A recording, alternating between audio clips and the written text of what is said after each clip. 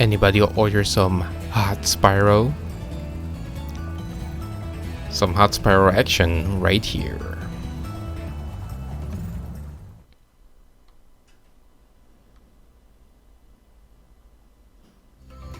Hello everybody, time for the penultimate boss. Second to last boss of the game.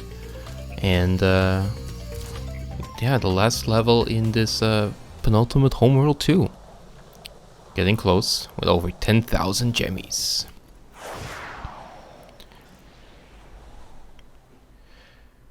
Now, Jacques, you know, this level, there's some cool stuff. You can see like those spikes, those floating rock spikes, and some kind of menacing stuff.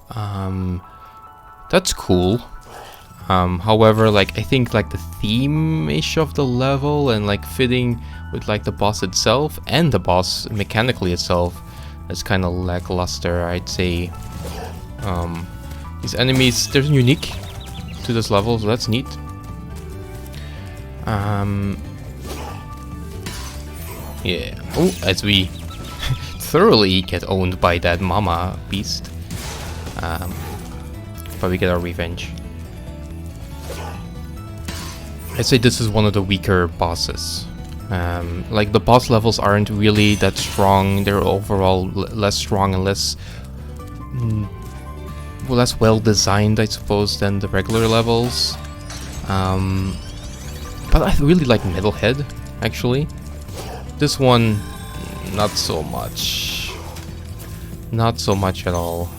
And we'll get to the boss later too. So this level's gimmick is enemies on platforms and a lot of jesters, a lot of fools. So yeah, I don't know, like it kind of makes the enemies easier targets because A, they can't move, and B, like they don't hit like down from their position, so it kind of like higher ground kind of has an advantage, I suppose, but also like it's jumping and getting them is an advantage to Spyro. So yeah, a lot of the fools, it's really not complicated. They don't really do that much with it. It's just they're almost always next to their platform. That jump is a little funky. It almost seems like you're not supposed to make it, and then you kind of do a weird jump like that, and you can make it. I don't know. Anyway, so yeah, they pretty much just put the gestures right where we need them. They don't really explore that mechanic in like a really difficult way or something, in like a really puzzle-ish way. But we'll see one instance where I suppose it's more tricky. So we can go up there from there, but the level loops around in the circle, so we're gonna go to the other side first. We're gonna go there now. We got this jester floating around.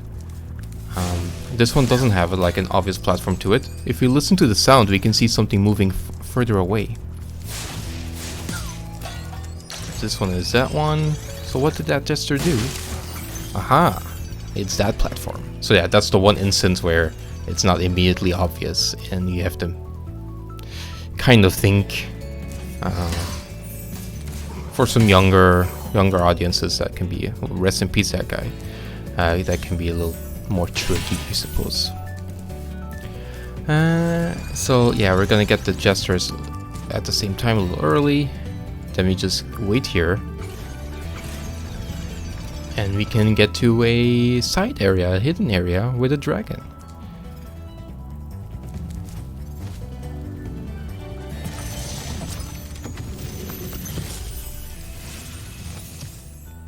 Thank you for releasing me, Spyro. Take care. Not a bad dragon. Didn't have much you need to say though. And then we got some hype mushrooms here too. And then this room. This room actually looks really neat. Like really daunting. Like here's like the council of the four mothers or something. Which is funny. They're just hanging out here as I show off my amazing platforming skills. And they kind of set this up to do this one neat thing. It's where you can get all 4 of them in one glide. You can fail this, but if you do get them all in one glide, that's the achievement for this level. And extra lifey. So that's yeah, this room looks neat.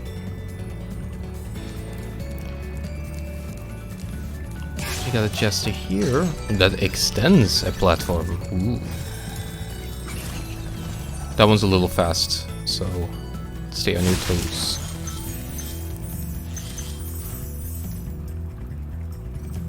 Yeah. We gotta make one long glide here. Not super easy, but it's fine. To get to this area that you will see is like, oh, it's like a dead end. Well, so it's just 15 gems there, but okay, we'll take the whirlwind and it sends us back. Yeah, kind of a weird instance of you actually have to go backwards to backtrack to get back to where you were. Like usually the Spyro levels are designed where you like go in, you circle around, or you go like you end up somewhere up top and you can jump down to where you were or something. With kind of loopy things, but there that's weirdly one instance where it doesn't happen. It feels off, I suppose. Here we got 2 jesters and 2 platforms. Whoa! Slow down there, game. I can't catch up. Let me get a key in this little alcove here. And yeah, we can do it again. It's like up and up. They do separately.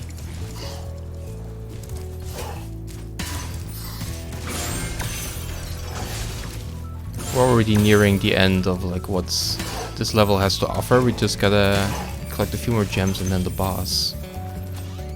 Okay, another extra life. That ominous door there.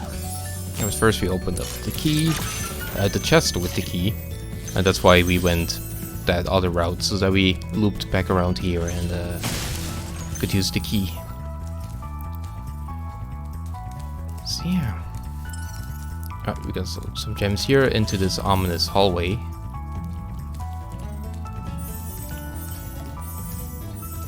Aha, and what we see there, it's our boss. It's Jacques. Interesting looking boss.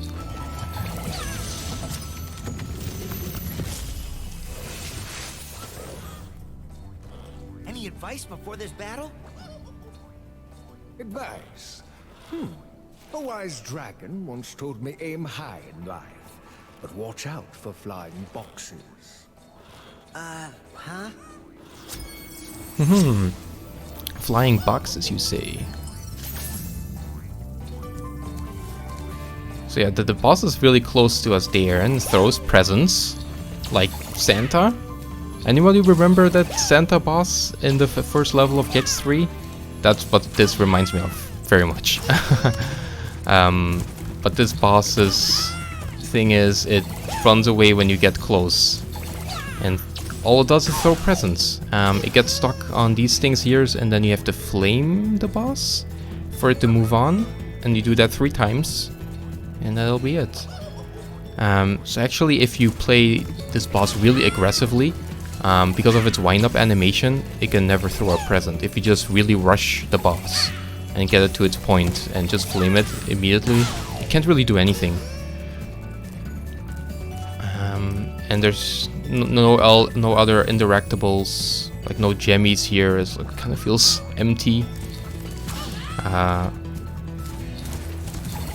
Yeah, there you go. That's Jacques. It's not really that amazingly. You know, the bosses in Spyro 1 are the bosses in Spyro 1, so we did get quite a lot of gems, 25 gems, and here too a couple 3 more. So we went from 325 to 500 immediately and completed the level.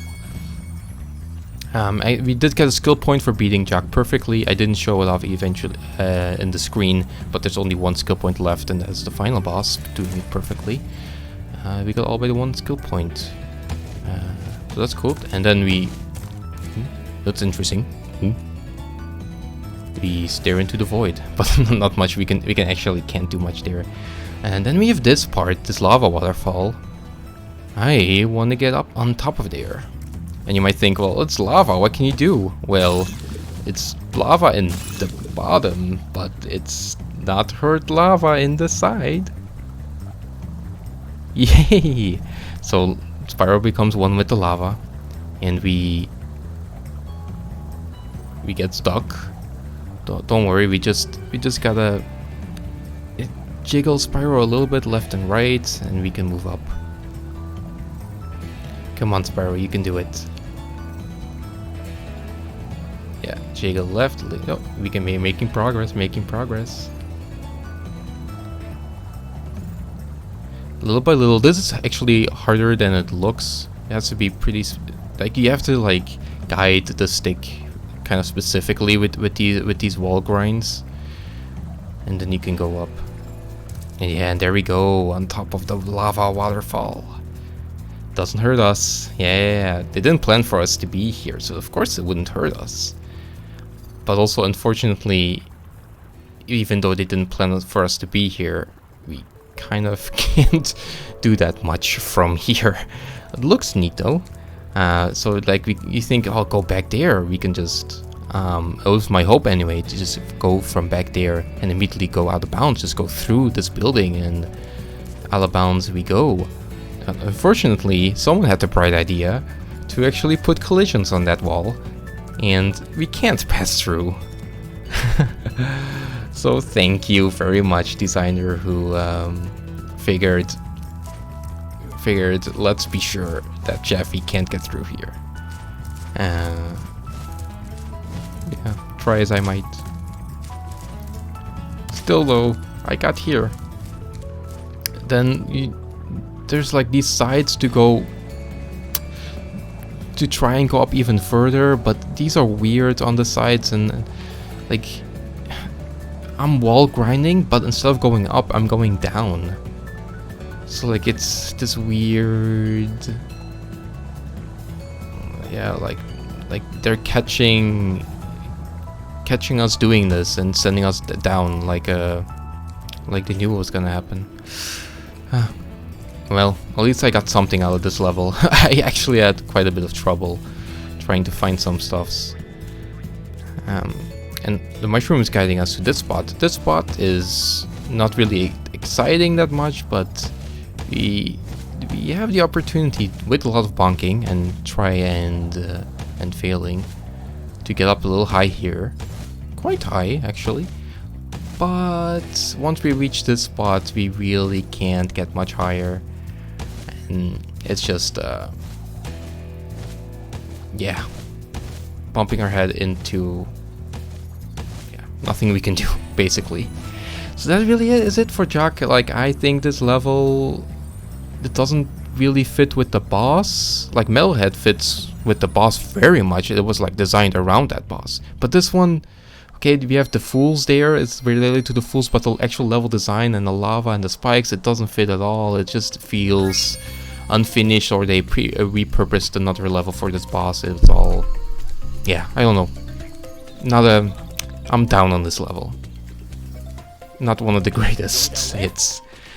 So next is not Nasty's World, because we've already been there. Well done, Spyro. I hope you know what lies in store for you.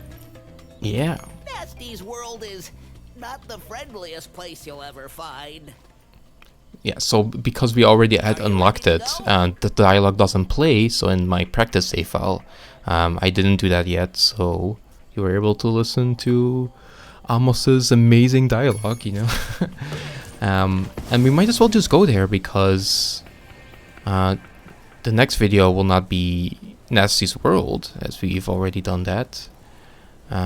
It will be the first level in the order that you have to take in this homeworld, the Nasty Cove. So yeah, this homeworld, this final homeworld, here we are. It looks pretty cool. We just got like 2 levels to do, then the boss, and then something special. So we're almost there.